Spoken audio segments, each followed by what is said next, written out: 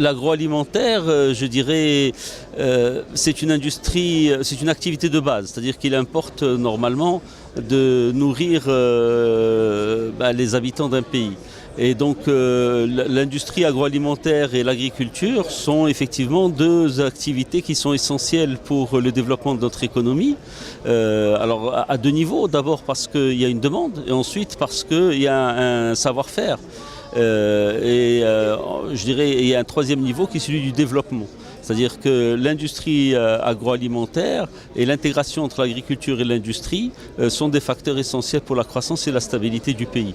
D'ailleurs, si le Maroc se caractérise comme étant un pays stable, c'est bien entendu parce que nous avons eu trois souverains successifs qui ont su donner à notre pays les éléments de façon à permettre la transition démographique que le Maroc a menée et que les autres pays africains ont du mal à réaliser. C'est-à-dire le Maroc aujourd'hui est un pays où l'essentiel de la population vit en ville.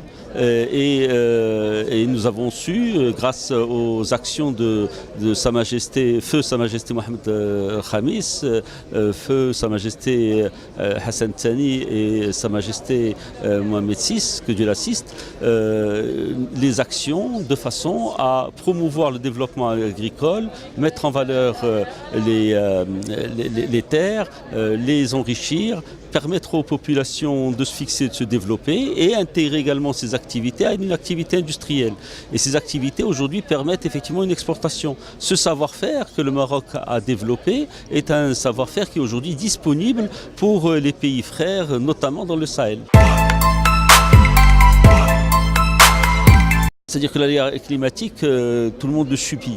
Mais Sa Majesté Mohamed VI a mis en avant la nécessité de développer des énergies renouvelables. Et en fait, la clé disons, la solution de cette problématique, c'est certainement l'énergie.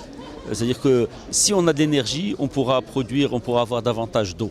Et si on a de l'eau qui n'est pas chère, à ce moment-là, on résout notre problème tant au niveau de l'alimentation humaine en eau qu'au niveau de l'agriculture, de façon peut-être moins importante, mais de façon tout aussi évidente. Donc plus on aura de l'énergie bon marché, et on l'aura de l'énergie bon marché parce que le Maroc est à l'avant-garde au niveau du développement des énergies renouvelables, plus on a de l'énergie bon marché, on aura à ce moment-là de l'eau et on satisfera les besoins de l'alimentation humaine. Il y a évidemment des blocages. Le Maroc n'est pas encore membre de la CEDEAO.